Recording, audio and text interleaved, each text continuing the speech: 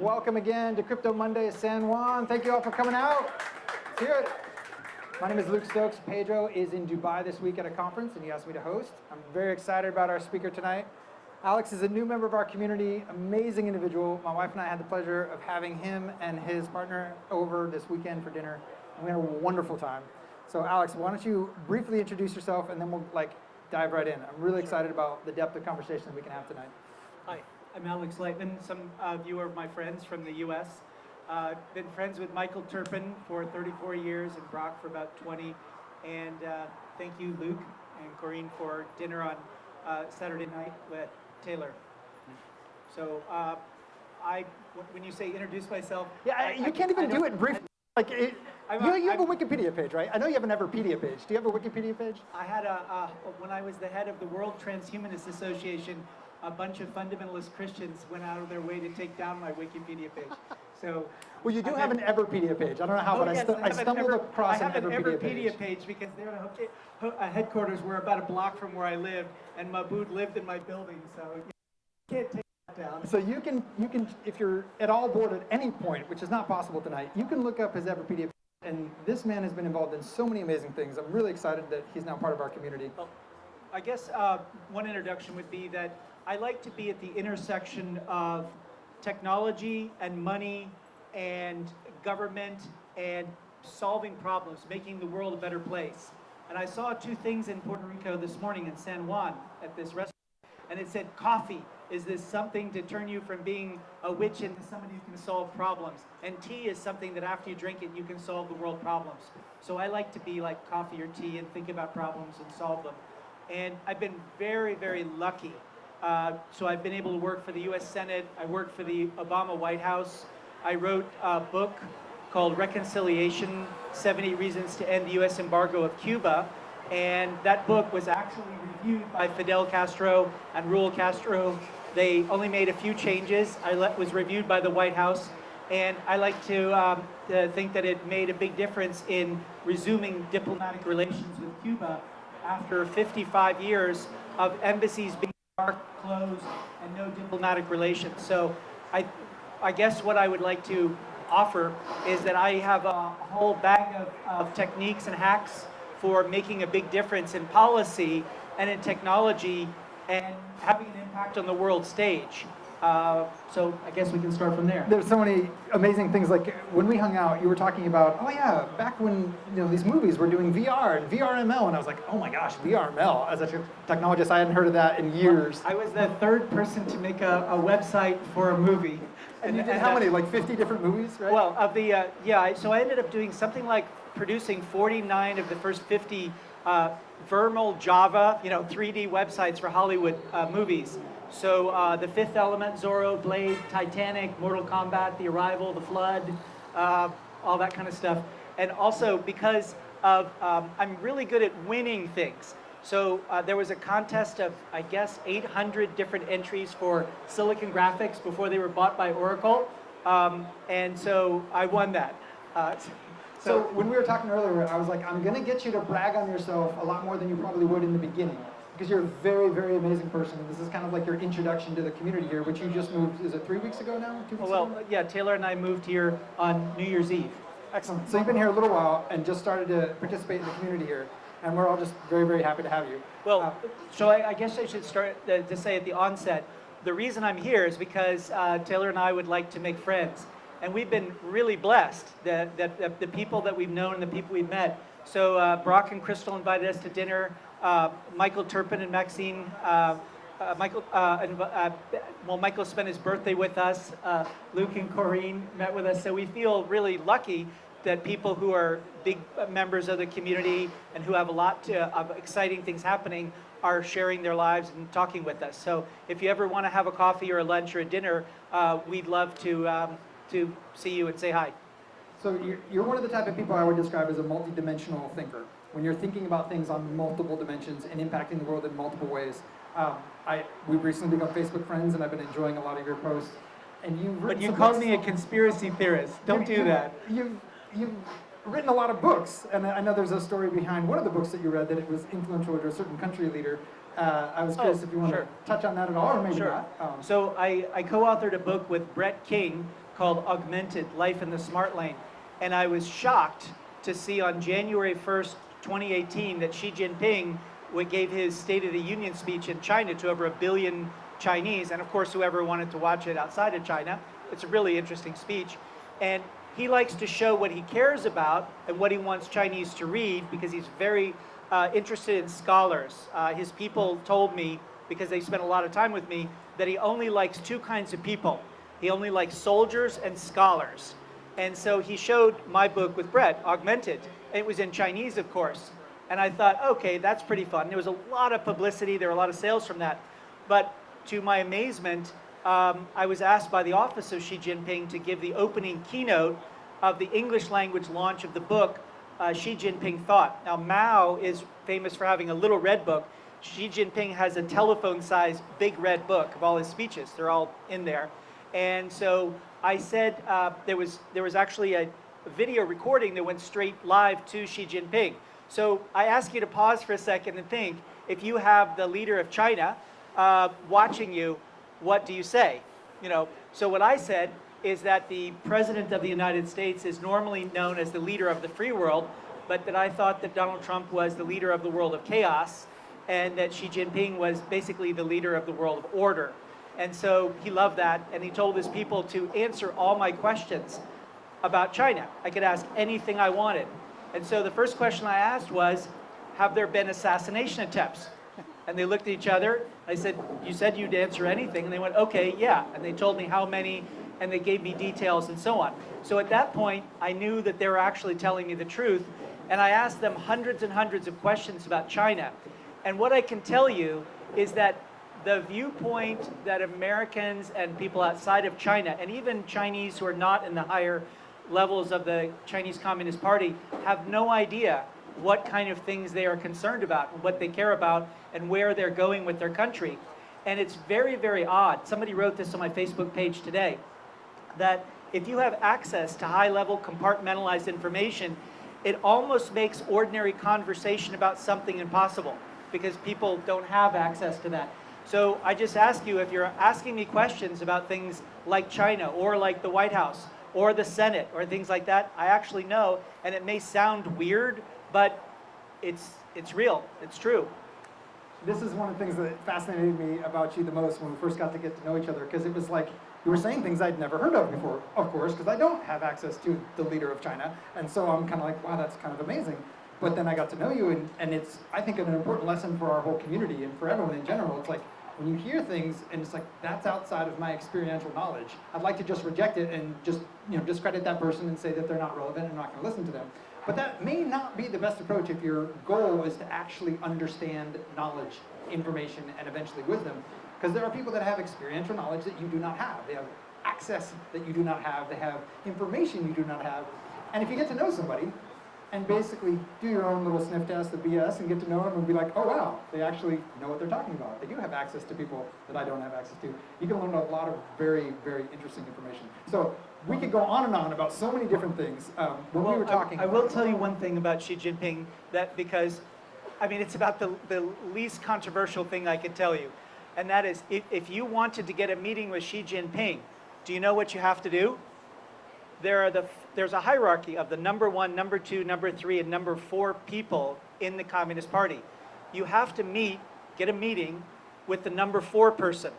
And he will determine by talking to you whether you can meet with the number 3. And then you have to meet with the number 3. He determines if you meet with number 2. And number 2 determines if you meet with Xi Jinping. So you have to go through that level, and that's how they keep their balance of power.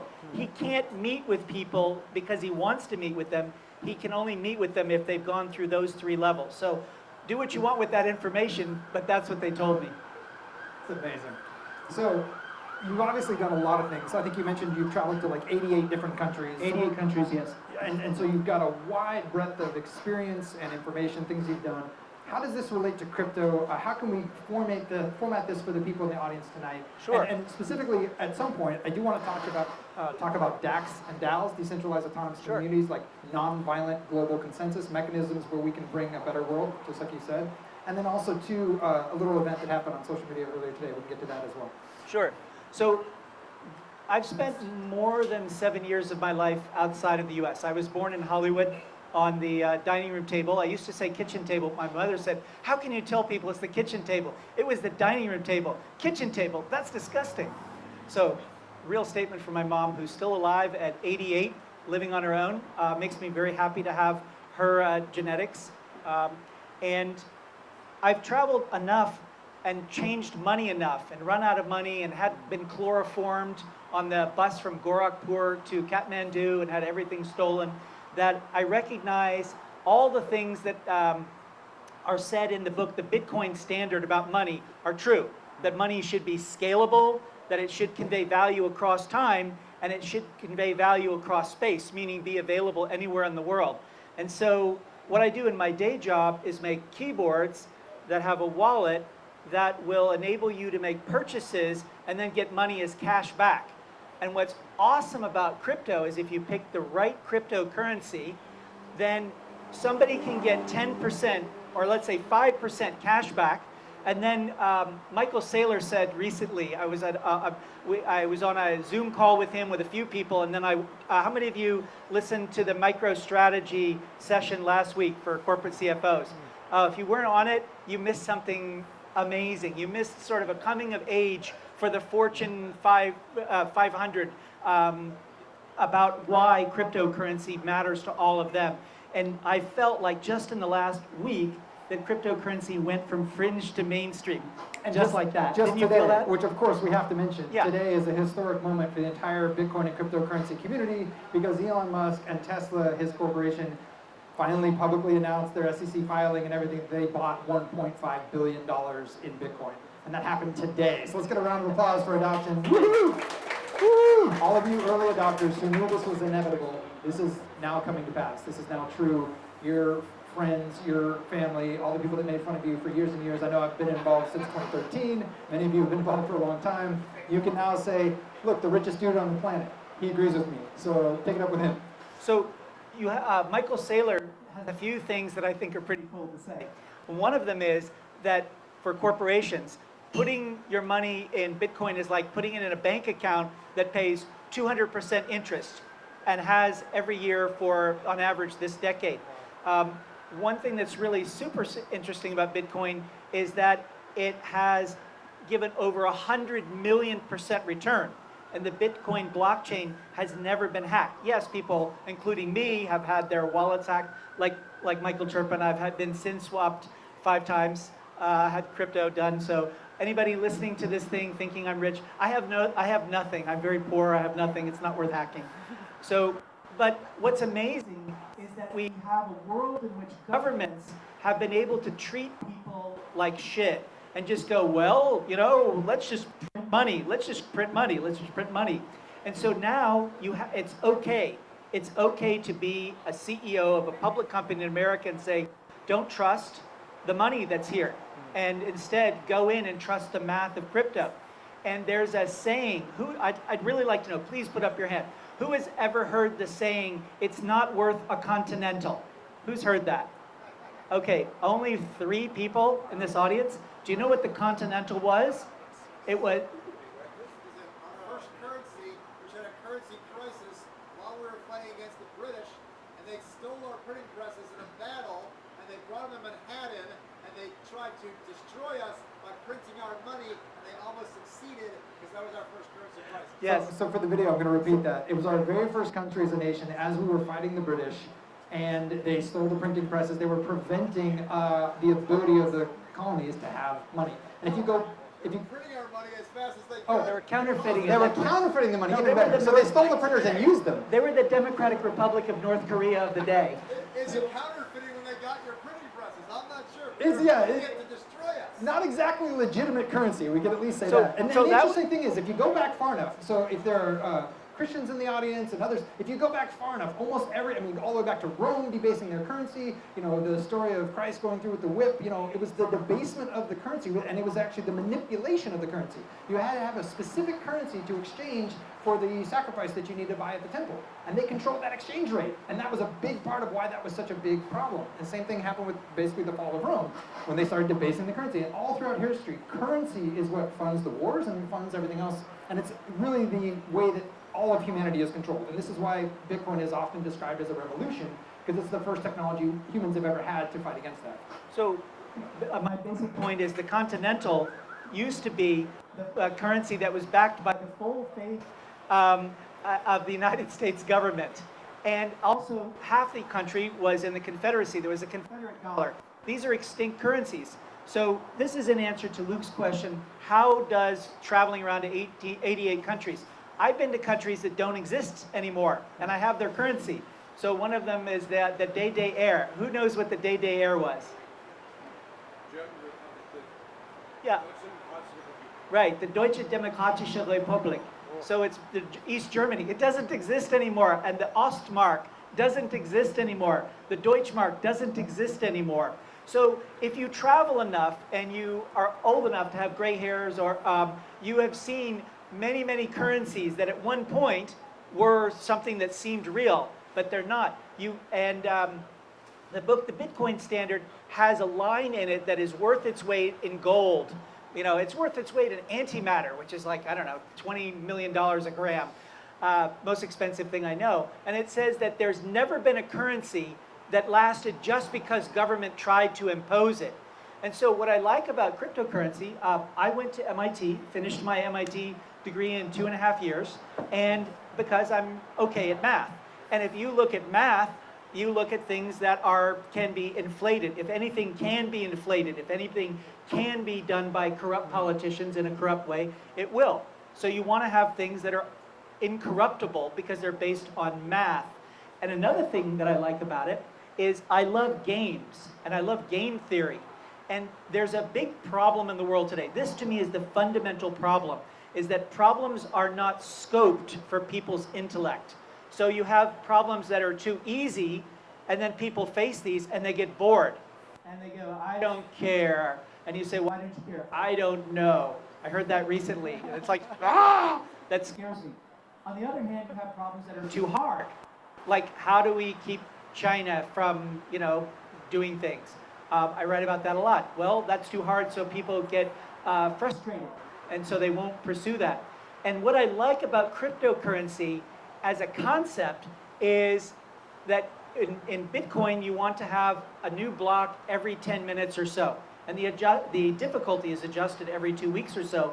I love the idea of us using game theory and using this and adjusting problems so that if they're too easy, they get harder. And if they're too hard, they get a little bit easier. So everybody's constantly right at the edge of what they can handle, and it's not too much. So I call that Goldilocksing. And that's what I like about it. I've never heard someone point out the difficulty reset being that significant to its success. It's huge. It creates an evolutionary stable situation where there's constant friction to be right at that moment. Well, I used to run a boarding school in Santa Fe, New Mexico, called the Nijoni School for Global Consciousness.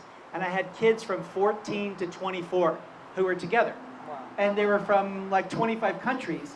And how do you scope a class? How do you scope problems? And so what I had to do is I had to figure out how to adjust the difficulty level so that it was challenging but doable for a 14-year-old to a 24-year-old, whether or not they spoke English or not. And so that's what I like. And so when people talk about, it's all about Bitcoin, the thing that makes no sense to me at all is this fetish-like obsession with Bitcoin, as if there isn't something for almost everyone out there. And I love the idea of people choosing cryptocurrencies based on its match with their values and their priorities, and whether or not it's comes from their city. And ultimately, there is room for hundreds, if not thousands, of cryptocurrencies to succeed. And this is my big argument, and this is the whole thing that makes the Bitcoin Standard as a book fail for me, because Safadian says, well, you could never make a currency that would be as good as Bitcoin, because if you did, then it would be centralized. And if it's centralized, then it can't be as good as Bitcoin. Nonsense. I bet there's at least 10 people in this room who know how to make a decentralized cryptocurrency and adjust the difficulty. So this is the most valuable knowledge in the world, and I'll tell you what we're here to do. What we're here to do is to figure out how to maximize the net present value of Earth. And I'll give you the two big things to optimize. The first one is the gross global product, which is somewhere in the area of 82 trillion a year. So this includes the American economy, the economy of China, Singapore, all those economies. But the other one is the economy of the natural world and the value of all the natural affordances, the free things, bees pollinating and mangroves, going and clearing out swamps, and the sea giving out plankton and producing oxygen. That's also about $82 trillion. And so if we basically say, okay, what is the value of everything on Earth and how do we maximize that? And then what you realize is you can't have crappy money as part of that, because that destroys the value of Earth. And there's a story which I think everybody should tell over and over. China had a guy in the high level of the Communist Party who said, let's deduct environmental damage from China's GDP. So every time that we destroy a forest, every time we kill bees, every time we do that, every time we burn 4 billion tons of coal and we create acid rain and we kill things, let's deduct that from our GDP. And do you know what their GDP became? It wasn't 6% or 10% or 8%. It became minus 10%, minus 15%. So he disappeared and was executed. And they don't want to have what measures you choose. And what's so great about this is that you're not part of a cult that believes the dollar or fiat currency is everything. You have freed your mind from a cult, and now you can say, okay, how do we measure the value of the Earth? Forget about what governments, self-serving governments say. What is it really worth? And that's what's so exciting about this group of people, because you freed your minds in a second way. You may have lived in the mainland United States or in Jamaica or other countries, but you've come here and you've freed yourself from a kind of geocentric chauvinism or locational chauvinism. You've moved to a new place. One of the funniest things I know about anthropology is that they found a guy from 6,000 years ago named Cheddar Man. And do you know where they found him? They found him in Cheddar, England, and they found that his descendants lived a couple miles away. In other words, there are people who live in Cheddar whose family has lived there without moving for 6,000 years. That's not you guys. You guys are people who have freed your minds of this currency cult, and you've freed your mind from a geographic cult, and so now you're able to go out and solve global problems. And I love that. Are you guys having fun with this? Is this awesome or what? I'm loving this. This is so great. One of the things that I know I've been very excited about with this kind of mind freeing, and I love that, the School of Global Consciousness, is the idea that like so many people spend entire days, 8, 10 hours a day, away from their family, away from their spouses, working really, really hard to earn what? To earn money. Pieces of paper with dead white people on them, whatever. And they never actually ask, well, what is that? What is this piece of paper? What does it mean? This one has a 10 on it, this one has a 5, this one has a 20 or a 50 or a 100. They never stop to ask the most important question of, this is most of my life dedicated to getting this thing called money, and I don't even know what it is. I was never taught what it is, it's not taught in school what it is, and people don't realize the history of money. If you go far enough back, you start recognizing that money only has value at the moment of transaction. Money is this shared storytelling. It's a shared delusion almost that we all choose to agree to. And as we've been talking about, some of those countries, they lost the story. And there weren't enough people to believe the story anymore, so it didn't work anymore. Well, if you look at this, I pulled a 20 out of my pocket. I don't know if there's a way to sharpen the microphone. I've heard these were bad microphones, and that's proven to be true. We may have to pull in close and do like a fireside chat if these keep going bad. Okay. Hello, does it sound annoying, or can you hear okay? Okay, so do you know what it says at the top of this $20 bill? Who knows?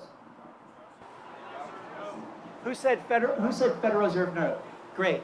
It says Federal Reserve note. So using this is a way of saying I vote for a private corporation that doesn't allow me to vote, doesn't make its proceedings transparent, doesn't use open source software, is a deadbeat about property taxes, doesn't even use it. In the beginning of the book, The Secrets of the Temple by William Greider, he points out that Washington, D.C. can't tax federal government buildings, but they said, hey, it's a Federal Reserve. And they said, pay us your property taxes, you private corporation. And the Fed just couldn't get out of it. So they went over and they used basically racketeering and told the city of Washington, D.C. to shut up, or they wouldn't get their budget allocation from Congress. This is a Federal Reserve note. You know what I think crypto people should do? You should try to make a list. This is a revolutionary thing I thought of walking through the streets of Old San Juan yesterday. We should make a giant directory that says what you want to buy and what you want to sell and which cryptocurrencies you want to do it in. And we should try to go and buy and sell between ourselves in different cryptocurrencies, and we should stop using this. I think we should only use cryptocurrency. And I remember the first time I got an inkling of this, if you want to clap, you can clap, because it means you want people to buy your cryptocurrency. I know, don't Jeff you? wants to clap to that. Heck yeah. So I saw, I was sitting with Crystal Rose a few years ago, and she got off the phone, and I said, who are you talking to? And she said, well, I was talking to Staples. I said, what are you talking about? I'm trying to get them to agree to take Bitcoin or Ethereum, because I said, I will give you all my business that's relevant to this if you will accept cryptocurrency. And I thought, that's what we do. So there's a book about this. There's a name for this. It's what Neo had in the Matrix. It's called Belief-Driven Superpowers. And the best book I know about this is by Greg Egan. It's called Permutation City. And what happens is that humans are expecting the end of the earth, and so they basically digitize. They make this great digitization, and then all these consciousnesses are in virtual reality. And then this other virtual reality appears of these kind of insects. Ultimately, what wipes out the humans in this, or the virtual reality, is that these creatures had a better belief in their reality than our reality. And ultimately, all that you have to do for crypto to win is just simply have an unshakable, unstoppable, immovable belief that crypto is the successor, like mammals to the dinosaurs, and then it will win. Because ultimately, there's no reason to believe in the Fed, because it's not open, it's not transparent, it doesn't have any of our values. It's not federal and there's no reserves. The Federal Reserve is a joke. This has been exciting. So we talked earlier about a little bit about DAX and DAOs, and you were saying, hey, I really want to know more about decentralized autonomous companies, decentralized autonomous consortia, communities, corporations, also DAO, decentralized autonomous organizations. And it's something I've spent a couple of years working on. We've got people in the audience that I know work with MakerDAO and other different DAOs. And I thought it'd be fun to talk a little bit about it related to some of the organizations that you're working in that are thinking about governance and thinking about better ways to do these type of things. And so just a brief overview, and I've given talks here at Crypto Mondays about it before, but essentially it's a group of people with a shared goal, and they want to have mechanisms for coming to consensus about how they decide what they're going to do as a group, and a blockchain provides an immutable, transparent way to do that. Via smart contracts in an autonomous way, you could say, I'm going to put in this input, we're going to have our vote with our tokens or whatever mechanism we use, and we're going to have this provable outcome. And with that process, you can basically replace many of the services that governments provide. Come closer to me. I'll go over here. It's actually, if the two mics are close. I think they're both away. You're Yes. away from the speaker and I'm away from you. There we go. We'll give that a shot. Okay. And so this process of being able to rebuild, and sorry, you guys, gonna have to tweak the cameras a little bit. Being able to rebuild the services that we get through government today. And a lot of people look at government as essentially a monopoly on the initiation of force in a geographic region, and that's how they've come to consensus up to this point, is they've got the guns, and so they get to make the rules. And we're sitting here thinking, we could create a world that we actually want to live in that's a little bit better, that involves using these cryptocurrencies and these blockchains to create new governance systems that are nonviolent, that are based on consensus, and they're based on voluntary participation. Just like you talked about earlier, one of my favorite talks by Andreas Antonopoulos is talking about money as language, and these competing currencies as an expression of your own desires, your own story that you believe in, whether you want to support this band, or you're on an island like Puerto Rico, or whatever you believe in most, you can create a currency that represents your belief system, and you can interact with your community, your tribe, according to that currency. So it's very, very exciting to think that we can build new mechanisms of governance, and it's actually in the news yesterday or today, I forgot which state it was, they basically are exploring... Nevada, oh. Can I use that? Yep. So Nevada just passed a law that said that if you own a certain amount of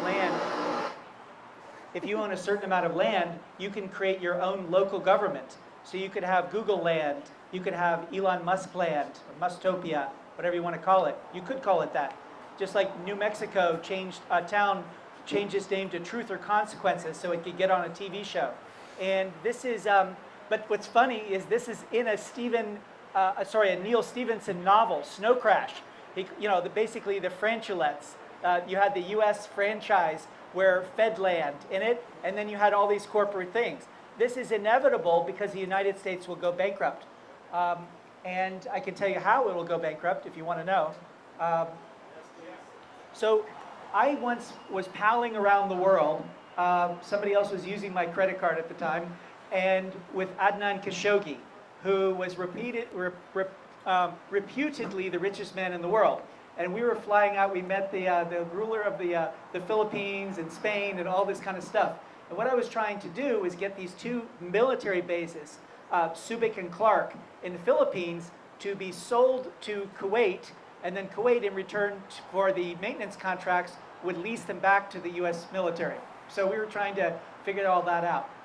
And I was making white papers for that. And in the course of this, Adnan introduced me to Talal, the father of bin Talal al-Aziz al-Asud, the guy who's the investor in Apple and Twitter and a few high-tech companies, the only Saudi billionaire who's invested in high-tech.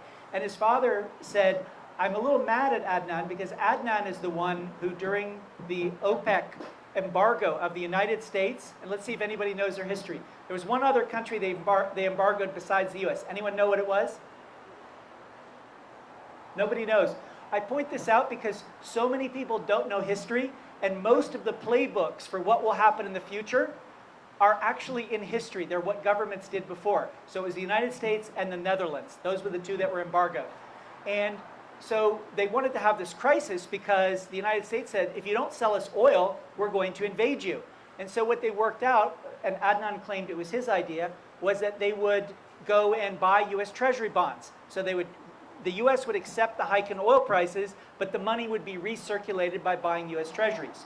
So Talal said, why don't you write me a white paper that says, how do we get off the US dollar? And another one, how do we get out of US Treasuries? Because we just don't want to be tied this much to the United States. Now, I did do these papers, and they didn't actually go do what they said. They were going to have some study, but basically, I'm sure they just get threatened. But here's the thing. There are people smarter than me who are still writing those papers and doing it, and eventually, Saudis will not go and take just dollars for oil, and other countries won't just take it. And when that happens, and when they take other currencies, and my guess is that countries, what their best move would be is if they made an Aramco coin, and they said, well, you can pay for oil in dollars or Aramco coin. Once the central bankers put out their crypto dollars, their crypto euros, all that, the countries that sell oil will go, well, why don't we have that? And you go, yeah, but hey, Venezuela tried that with the petro. But they were basically at war with the United States. The United States is trying to get those 800 billion barrels of proven reserves on the Orinoco River, so it was never going to work. But you can't do that to the whole world. And as soon as there isn't a petrodollar, then what is the basis of the dollar? And you can say it's, well, backed by guns, but there aren't enough soldiers to occupy the whole world. So that's where the dollar goes. And you better have a lot of crypto for when that happens. And that could happen at any moment. So we had a little event earlier today, a little concern. Oh. When you came here to Puerto Rico, there are some people that misunderstand everything we've been talking about tonight. They misunderstand that a lot of people are here because of their belief and love for freedom. I know myself, my wife, my 3 kids, we moved here because we don't want to support the military-industrial complex, colonialism, these type of things that have been very destructive throughout history, and the role that the United States dollar as the world reserve currency currently plays in that. And so I look at cryptocurrency and blockchain as a mechanism for freedom, a mechanism for revolution, a mechanism for those to own and control their own. I don't want to be associated with revolution. I'm not one of those guys. And revolution or evolution, I think evolution is a better word. But if you use the word revolution as an American citizen these days, people have a problem with that. So let's not say that. All As right. Silva Mind Control does it, cancel. Excellent, then we can cancel that. but we had a moment where someone, I guess from Puerto Rico or not, was very upset that we meet here and that we have these meetings, and they share some things on I had Facebook. somebody, so I wasn't asked to do this. I just got a notice that I was the speaker. And it's like, oh, I'm the speaker, okay. And then on Saturday, and a friend of mine who was gonna speak said, hey, you took my speaking spot. And it's like, no, I didn't even know about it. So, but I saw it today on Facebook that someone said, Alex Lightman, hello, Mr. Settler Colonizer. And, hey, go there and go and, argue with him and show them that, just know that white people are afraid of brown and black people, and that's why they kill us. And it's someone from New York. I mean, I find the whole thing ironic. So since she didn't show up, are you here, Amy Montoya? I brought my Taino hat. Do you know who the Taino are? You can ask Puerto Ricans, and some of them say they don't know. Who knows who the Taino were?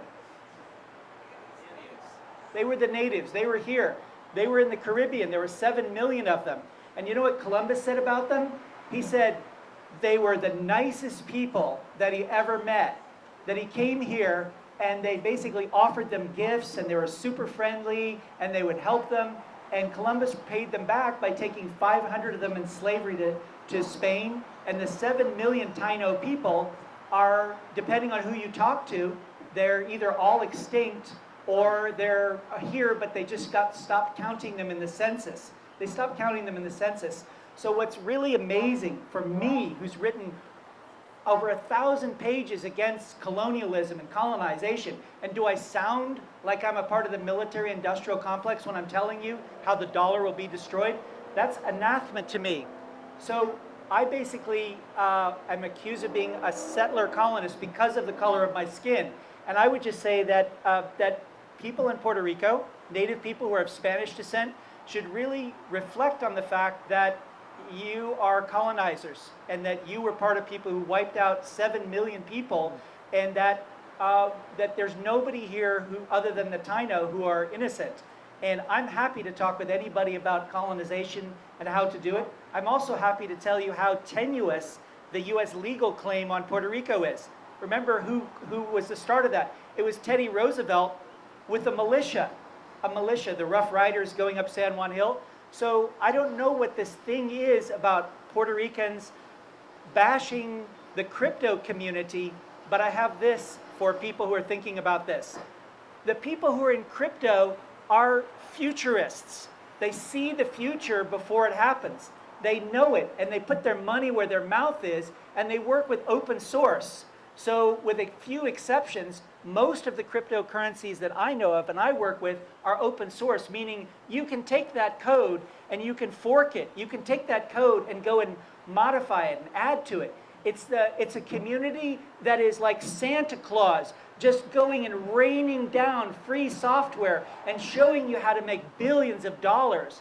And in Puerto Rico, don't you want to have billions of dollars just raining down on you? Wouldn't you love to have lots of software people come here and make products and make companies that create jobs and do that? And you know what you have to do? You have to make people from other places feel welcome and not accuse them just because they're not your skin color of being colonizers or settlers, which I reject both of those.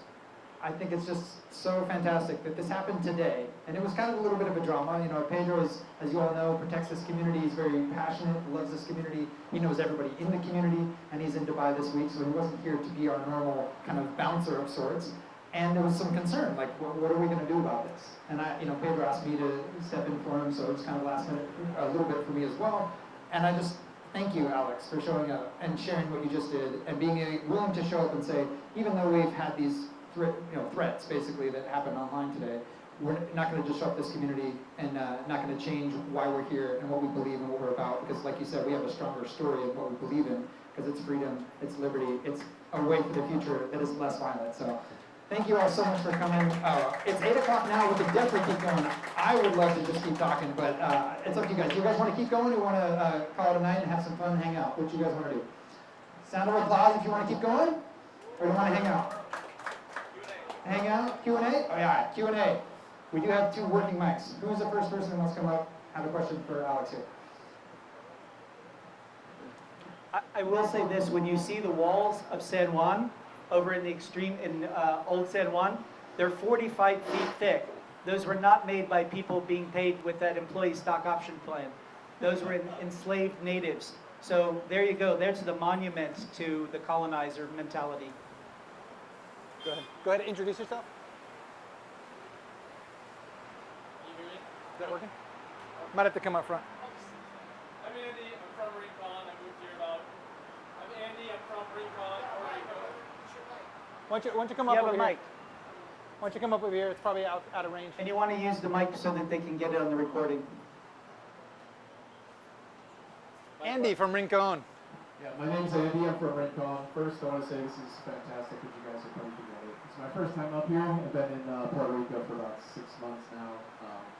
Look, I was just going to ask a question if you guys could expand on what happened today. I think I just wanted to learn a little bit about that. I'm a physician by training, tech entrepreneur by trade these days, so I'm just catching up to the speed of everything that's going on. So I was hoping I could just do a little rundown of the current events with what Elon Musk did and everything. Sure. Thank you. So there's this really cool thing that Stanford came up with, VALS, Value and Lifestyle. And the first 1% is the innovators. And then the next 2% is the early adopters. And then you have the chasm. And then you have the early majority, late majority, and the laggards. And so in this case, the innovators, that's you. That's you. And then the early adopters are the family offices and a few investors like Paul Tudor Jones and people like Michael Saylor, who made a big bet on Bitcoin. And he recognized something. There are a lot of people who study Warren Buffett. Do you know the most valuable investment principle you can learn from Warren Buffett? And that is, look at something that can possibly go up if a lot of people buy it, and then announce you've bought it. And then what will happen in Buffett's case is that there are 300,000 of what I call Buffett mirrors. So they just buy what Warren Buffett buys. So Michael Saylor said, I am going to be the Warren Buffett of Bitcoin. I'm going to make a big buy of $1.2 billion, and then I'm going to announce it to all the corporate officers, and I'm going to say, you are fiscally irresponsible. You are hurting your company. You're going to drain 75% of the market cap you would have achieved if you don't put some of your treasury funds into Bitcoin.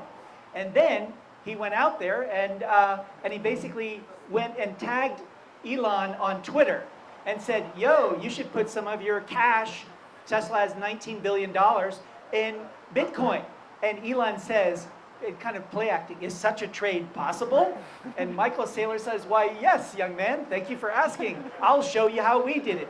And then MicroStrategy published about 20 different papers that said, here's how you do this, here's how you do that. And then, because what they're doing is they're giving people the air support to go in and do that themselves, because Michael Saylor is no dummy. He's going, okay, there's about 18.5 million Bitcoin, and it's worth, let's say, at the time when he bought, maybe it was 400 billion or so.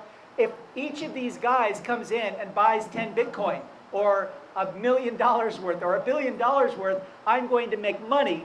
And so my company will be valued more highly than that. And he also saw Grayscale. And Grayscale noticed something really interesting. What's really interesting about the first Grayscale investment fund? Anybody know? Okay, Grayscale was the first fund to go through all the crap of the Securities and Exchange Commission and just buy Bitcoin and nothing else. And if you want hilarious reading, that at least it's hilarious to me, look at the over-the-top kind of risk factors of crypto that they put in that. There was an original thing, the original shooting of RoboCop, when they were shooting the arms and legs off Peter Weller. They basically just kept shooting and shooting and shooting to make it funny. So these guys thought of everything under the sun. They just threw the whole kitchen sink of every crazy notion that could hurt Bitcoin and put it out there. And you know what they noticed? That there was, if you looked at the value of Bitcoin, it was X. But the value of the stock that said how much of Bitcoin was 60% more. And they're going, wait a minute, why is the value of a publicly traded company holding Bitcoin more than the underlying value of the Bitcoin? And the answer is because companies don't know how to buy it. They don't know how to do custody. They don't know how to sell it. They don't know how to account for it.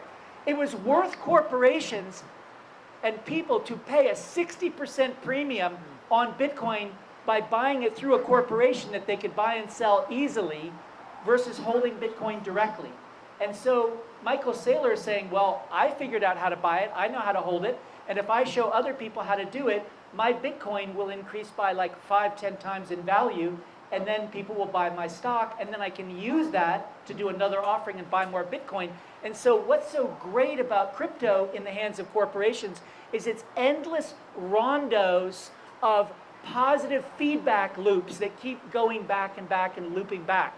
And that's why this community is just gaining wealth so much, because we have positive feedbacks and the math. We figured out the math and making the math work for us rather than against us.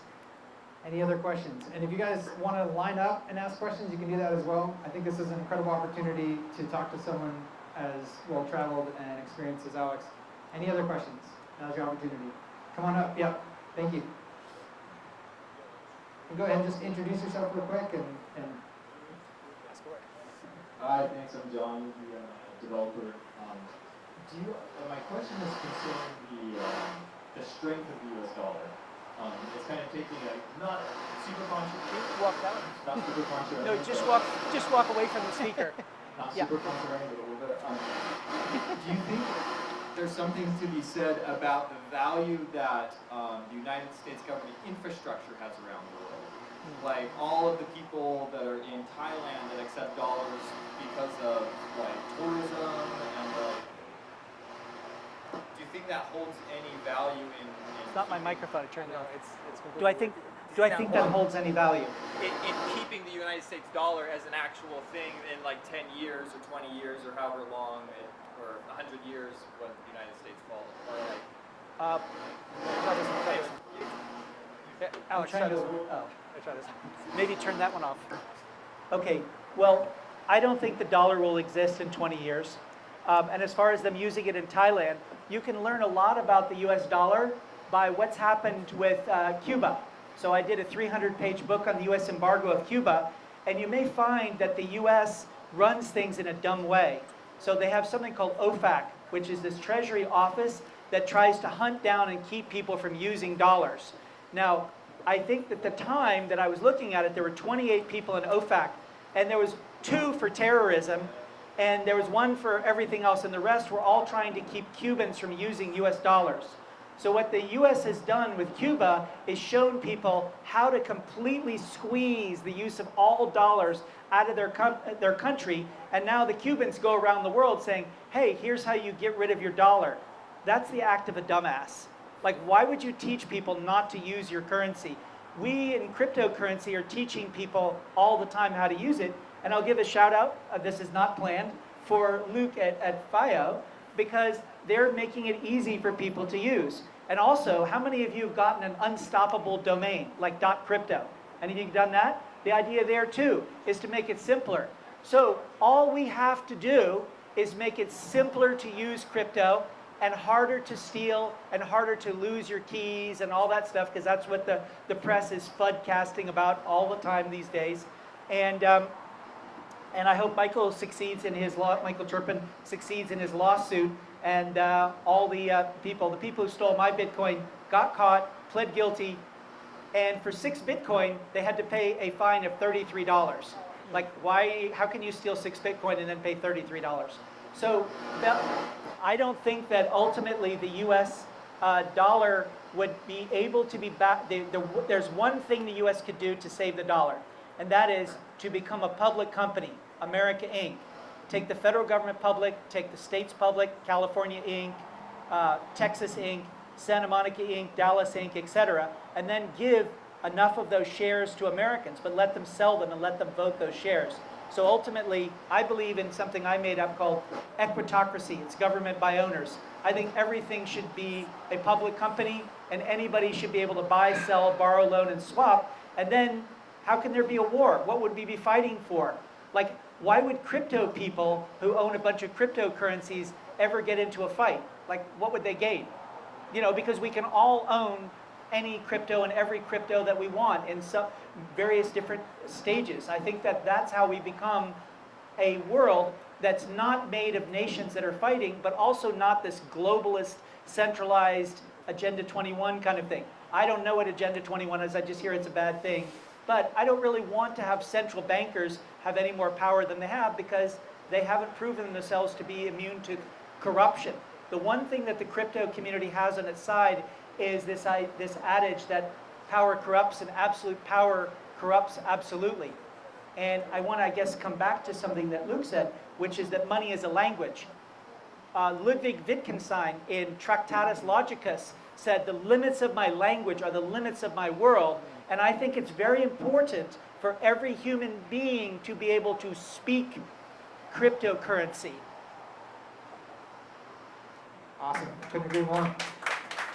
Any other questions? We got another question. Keith, go ahead. And then if you can come up and be next, that'd be great. The best race car driver in the room.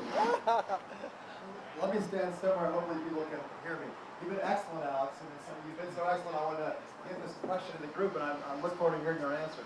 So, I believe QE is deflationary until it becomes inflationary, and I believe technology is such a deflationary force that our government will never be able to print enough money, and I believe they will continue doing it ad nauseum, and they'll never be able to print enough money to overcome the deflationary effect of technology.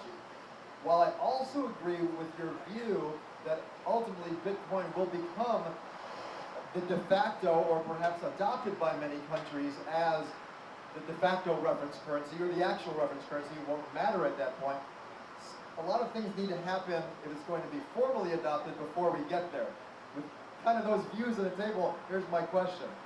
Where do you draw the dots between now and the de facto worldwide acceptance of Bitcoin? We all know since Bretton Woods, we've been the reference currency. We all know that China, with their funny money, would love to become the reference currency. So given that we all know QE is broken and that QE is a currency war and every other country's in that devaluation currency war with us right now. QE only works if one country's doing it. As you well know, all countries are doing it. Additional facts, where do you draw the line from the inability to outprint deflation and the acceptance of Bitcoin short of war? And maybe address that too. Thanks. Well, you're correct about deflation. So part of the, I was introduced to my great surprise and delight to somebody I'd actually wanted to be friends with when I read his books. Michael Turpin set up a dinner and introduced me to the author Harry Dent, who writes books based on demographics. And I agree with Harry Dent's basic thesis that we are experiencing deflation and they're printing a lot of money to deal with this deflation. There's a song by Blue Oyster Cult, Don't Fear the Reaper. I don't think if you have a variety of cryptocurrencies that you have to fear inflation or deflation. You just have people hopping between different currencies. And our mobile phones are computers. I was showing Taylor, that phone that she's holding in her hand is an iPhone 12. It has so much computing power. It can easily go and do blended baskets of currencies. We don't have to have a single reserve currency. What you call the reference currency, I think you mean reserve currency. The dollar is only used for, last year, I think for 62% of international transactions. But the Chinese yuan is used for less than 5%. So the Chinese will have no chance in hell of beating cryptocurrency. But my problem when you talk about Bitcoin as a reference is that I think that Bitcoin is digital communism. It's digital China, and it's digital coal. It's got three things that I don't think are in the interest of other people to maintain. Because at least 74% of all the Bitcoin are produced in China, because these coal-fired power plants, all you have to do is just bribe the plant manager and get free electricity. And they have these ASIC miners made in China, so you don't even have to have the shipping costs. You just basically go and cart them. You can cart them by donkey over to warehouses with free electricity. I don't think that that should mean that China is able to have all the wealth that's created from Bitcoin. So that's why I want, there's a saying from Mao, let 100 flowers bloom. You know, let 1,000 different cryptocurrencies bloom and let them all be reserve currencies for different communities, and whichever community has the smartest, most loyal, most creative people who can figure out ways to buy, sell, borrow, loan, and swap from each other, the better. So I don't think it's possible for countries to both keep inflation from happening and keep deflation from happening. I don't think the mechanism works. It's like trying to, who here has a pilot's license? So do you know how to make your plane go up in the air and go down in the air at the same time? I mean, maybe you can spin it, but ultimately you're just going to stall out your engines. Nobody can do what people are doing today. And look what's happening to interest rates. Negative interest rates. You charge people to be savings. This will all end in tears unless you have a really strong community. And basically, you have this asset. The greatest asset that you can have is to have cryptocurrency, a community of people who also have cryptocurrency, and be in a legally low tax environment. Because as Nassim Taleb says, that not paying your taxes is the ultimate long tail risk. So pay your taxes, but be in a place where it's legal to go and do that. So I have no idea what people are doing, thinking of staying in California or New York, where they're taking homeless people and putting them in $500 a night hotels. At what point does that work out? I don't see how you do the math. And there's a lot of people who talk about universal basic income. Universal basic income is something that needs to be done through cryptocurrency. You have to create a cryptocurrency and give someone a miner and let them mine with something that they can go in and find or forage to go in and do it. Like, our community has the answers to many of these problems, but ultimately I don't believe that Janet Yellen, who is her first remarks off the bat were that she doesn't like Bitcoin, she doesn't like cryptocurrency. So to me, she's basically said, yeah, I'm a dumb old dinosaur and I have no idea what I'm doing in the 21st century. We have one more question, Sophia? And we'll try to stand here and see if that works. If not, we'll move you around. All right. Yes. Hi, I'm Sophia. I'm coming from China, but right now I'm a student studying in North Carolina. So. 你好. 你好. Yeah, that's a pretty good pronunciation, by the way. 谢谢. Yeah, so you touched a little bit on how the relationship between U.S. and China, and also the conversation with Xi Jinping. I am a student, and right now I'm kind of at the intersection of if I should stay here in the U.S. or if I should go back to China. So I'm kind of curious about what's your view of the future of China and U.S. going to be, because right now given the tension, so where do you think the countries would be in the future, and also since we see the countries going in the opposite way of globalization, so how do you think that we can use cryptocurrency and the blockchain to kind of mitigate the risks and also face the challenges in the future? Thank you. Okay, sure. Thank you. I appreciate your question. Well, where I think China and the U.S. are going is conflict. I think that there is conflict simply because China is too polluted for the number of people who live there to continue living there peacefully. I think they have to find more land. So China has played this interesting trick by saying the Mongols were bad, the Mongols invaded. Oh, but the Mongols invaded Tibet, so Tibet belongs to China. And the Mongols invaded East Turkestan, so that belongs to China. And the Mongols invaded the Korean Peninsula, so most of the Korean Peninsula belongs to China.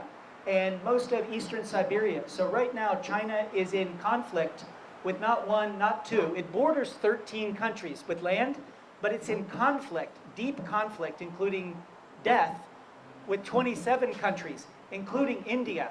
So the first is, China can't have peace because China needs the water of the Tibetan plateau.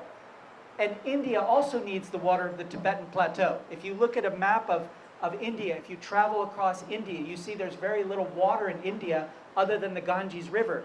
If you reroute the water that's coming from the Tibetan plateau, a 500 million people will die in India. So that is a future conflict that will get very bad. And the United States will be asked to be drawn into that. what China is doing in former East Turkestan is going to eventually rile up the 1.1 to 1.5 billion Muslims in the world. There will be conflict there as well, like macro conflict. And the United States will be asked to be drawn into there. And Japan, as it sees the United States withdrawing, will gain nuclear weapons again. And so there will be a conflict between Japan and China. They can't help but that be. The US will be drawn in there. Now, I'm not one of these people who says that Taiwan and China are independent. The nationalists went there and they said, no, no, it's one country. Okay, if it's one country, you guys cooked your own goose and we should not be involved in that conflict, just like we shouldn't be involved in a Hong Kong conflict. I think that the US should stay out of that. But where our allies are concerned, the US has to defend it because ultimately China has too much desert. So China is 1/4 desert and becoming desert. I've been going to China and warning about the ecological catastrophe to come for quite a while. I've been speaking there since 1988. And ultimately, the Communist Party will have to enable people to go into Chukchi, into East Siberia. It will have to let tens of millions go to Canada. It will have to have tens of millions go to the Western United States. Wherever there's water, China will have to send people. And so there's even novels. There's a novel called Stand on Zanzibar by John Brunner, in which the solution to this problem is that all the people of Australia are moved to New Zealand, and China moves 200 million people down to Australia. So ultimately, the need for what the Germans called Lebensraum, living room, because of this moonscape, polluted water, polluted air, desert. If you've ever been, I've been in Beijing when there was a sandstorm, 25 stories high. China has to break out of China and send many more Chinese than the world will accept. So the future is conflict. All right, so either we're going to end on the future is conflict, or we have another question in the audience. Anything else? Any last encouraging comment? One question right here. One question. All right, we got one more. We're going to run for an hour. Again, I could just go on forever, but and then we'll be hanging out. Alex will be hanging out. Got to find a spot in the mic works. Try it right about there. Thank you. Appreciate it. Hey guys, Jeff Crane in the house. Question I got is, Here's my question. Let's try this one. how do we? I had a few questions in the crowd here today. How do I invest in crypto? And is that really the question? Mm-hmm. And so my answer was find somebody who's smart and have them show you. But I'd rather ask the smart people here, what would be your opinion if the people who have been around these groups, little by little, feel a little bit intimidated? What's their first step? Let's bring it down to some of these people. Thanks, brother. Appreciate you. Sure. Well, I would say that there's two ways to go. There's two paths to go. There's the kind of institutional path, in which case you go and you link your bank account to Coinbase and you set that up and you basically can buy a limited number of cryptocurrencies, or you do something that's off the beaten path. And I would do both. And one of the off the beaten paths is to find somebody who is mining a cryptocurrency and ask them to sell it to you. And then, as part of the package of services, have them help you set up that wallet and do it. So I have a cryptocurrency that I mine, and I basically, when I sell it, I have a person that I hired full-time go and help people set up their wallet and do that. And I think that it's very important to know one thing, and that is that some of the biggest gains to be made in cryptocurrency are in cryptocurrencies that are not listed or are not on Coinbase. Coinbase is basically taking something that's the equivalent of, I don't know, Kraft mac and cheese. It's something that, like, it's in large volumes, lots of people have it. But some of the biggest gains are where you can buy a cryptocurrency and then it could potentially go up 100 times in value just because not everything is finished and you can only buy it from miners. So I would set up a Coinbase account and put no more than half the money into that, and then I would find a lot of things that are not listed yet where people are mining it that you agree with the values of the community, and I would put money in there. And so you will gain money. Bitcoin will go up in value. Ethereum will go up in value. I'm sure of that. But it will have dips. And if you get scared and you buy it at one price and you get scared, you're what they call weak hands. You get into it, you have to be willing to hold. But you should basically have a balance between these currencies that to me are at least 25% fully valued, and find some that are not even 1% of what they will be if I'm right, and there can be 100 or more cryptocurrencies that can flourish. So I'll add a little bit to that. Let me use your mic. I'll add a little bit to that. So you may have heard the term HODL. Last week someone asked me, what is HODL? I want to ask that question, I feel silly. HODL is from, if you Google the origin of HODL, there's this Bitcoin Talk forum thread from a long time ago. It's just this really hilarious kind of drunk person saying, I'm never going to sell, I'm going to HODL. And he misspelled it and it just became a meme and it was hilarious. So definitely a lot of your gains can be made just by holding. Well, HODL is a misspelling of hold, H-O-L-D, and it also has become hold on for dear life. Yes. Like white-knuckled terror, even if you're scared, don't sell. Yes. Because a lot of your gains will come from very quick, like today, it went up $3,000, $4,000 in like 15 minutes. If you were not in the market during that time, no matter how many games you played of buying and selling and buying and selling and buying and selling, you probably lost money. And if you just held and had that gain, you're better off. So unless you're a sophisticated day trader or something like that, your good strategy for just getting on board is just buy and hold. And then I'll counter a little bit with the advice about not everyone is as smart as you, Alex. That's the challenge with buying and investing in these things. The rule of don't ever invest in something you don't understand, I still think holds true. And early on in 2013 especially, we used to say, don't ever put money into crypto you're not willing to lose, especially back then. Because it was completely speculative, very scary. A lot of people were still learning what the heck was going on. And so it can be a little bit like penny stocks if you're not careful. We're just throwing money at stuff and you're going to see what sticks. And we saw this in 2017. There were all these ICOs. A lot of them are gone. They're nowhere to be found. They literally went to zero. So we got more questions from Michael and Keith as well. So I'm very excited to get more perspective on this. But I just want to put it out there that there are a lot of scammers in cryptocurrency. There are a lot of people that will sell you a token that's brand new, that's not there, it's going to get listed tomorrow. And you will potentially lose money unless you do your research and really understand who's the team, who's backing them, are they public, are they known, are they real people? There's a lot of steps you can take to lose less money. And that's not to say you're never going to lose money, because part of this process is an education that you'll try something new, invest in something, take a risk, and it doesn't work out. But I just want to throw that caveat out there that there are a lot of things that you can make a lot of amazing gains are, but there are also projects that literally just have a white paper and they don't have a real team behind it, and you want to stay away from those. So Michael, I'd love to hear your question. It's actually more of a comment than a question, because people have been asking about how to get involved in cryptocurrency for newbies. And if you have more time than money, use your time. And going and picking a mine cryptocurrency is one thing. I mean, you can set up miners. There's a site called Coin Wars. It'll show you the profitability of everything. Puerto Rico, that really, if it's something that uses electricity, Project Allison is involved with it. Another person in the audience here is involved with, and a couple other folks, including me, are involved in. Basically uses bandwidth instead of electricity. There's different types of mining. There's also staking. And there's also delegated staking. Delegated proofs of stake, sorry. Meetups. And there's a number of different things, and if you're interested, you should educate yourself.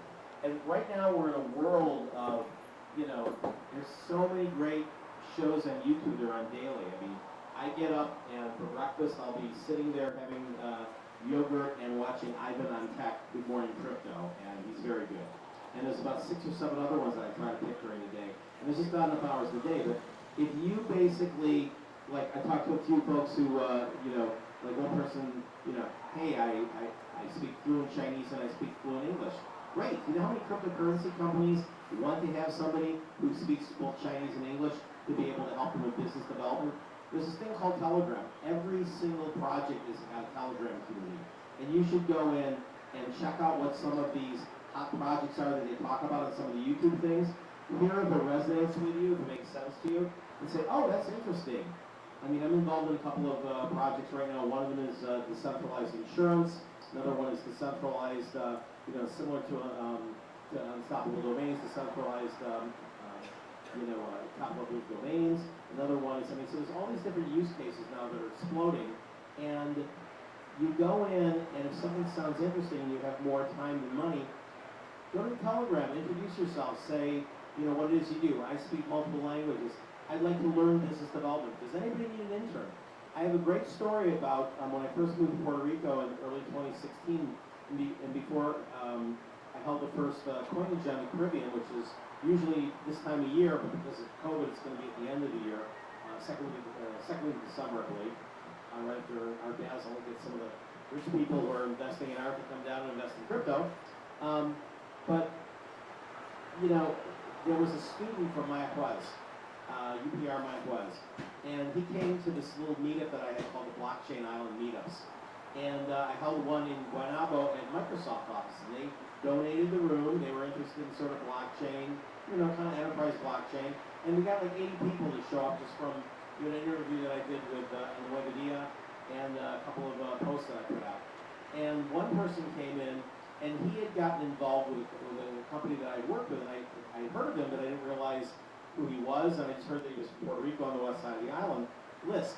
So Lisk went out at, I think, 7 cents in their token sale, and I think people who were on the team got in, just airdrops for things when they were first coming up with a plan, and it went up to, I think, $40 at its peak.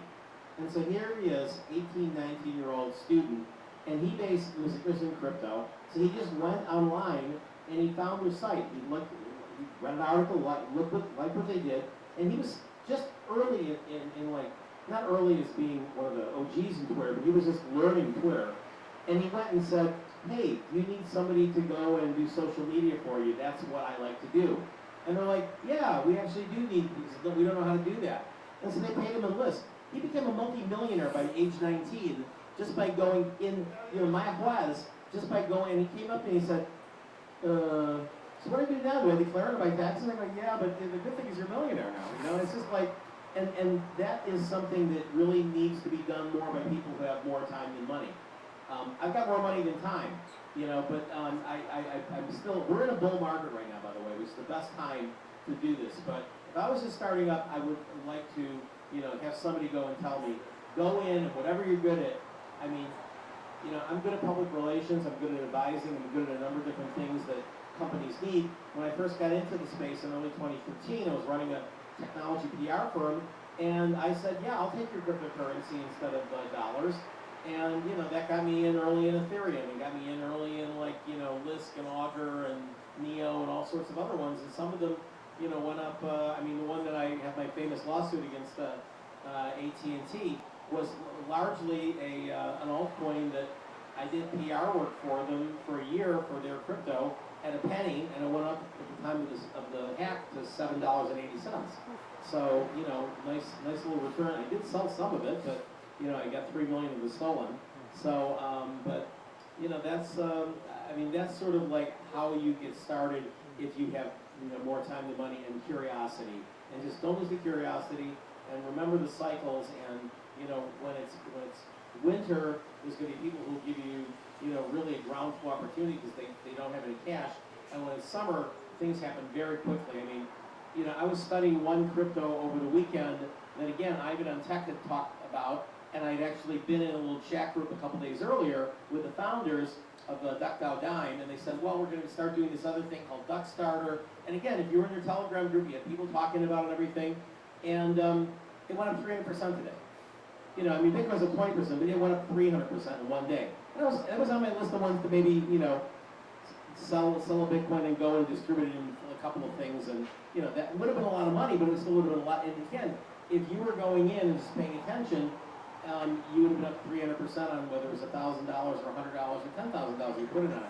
And usually, if you're diversifying across things, as Jim Cramer would say about stocks, don't invest in anything you can't spend an hour a week studying. Nice. And so I think the same rule applies to crypto. That's what I have to say.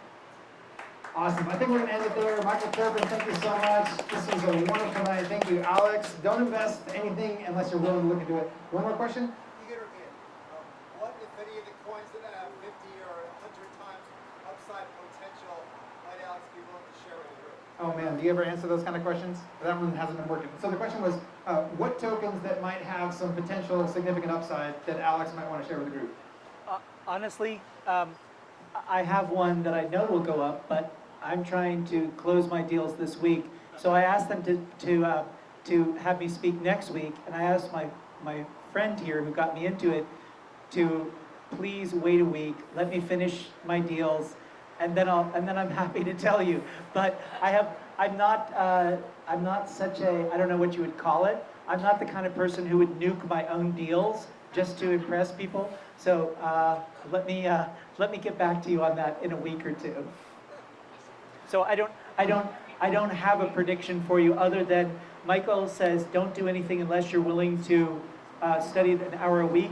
I'm an all-in kind of guy. I look at what I think is the absolute best and I look for something that I personally can add a ridiculous amount of value with the people that I know, and then just make it go as something being very special. And then I put everything I've got into it. Awesome. Thanks all. Thank you so much. We'll be hanging out here. Let's get the music going again if we can. And thank you guys for coming. And thank you, Pedro, for this community that you built. We so appreciate you. Take care, all. Musica.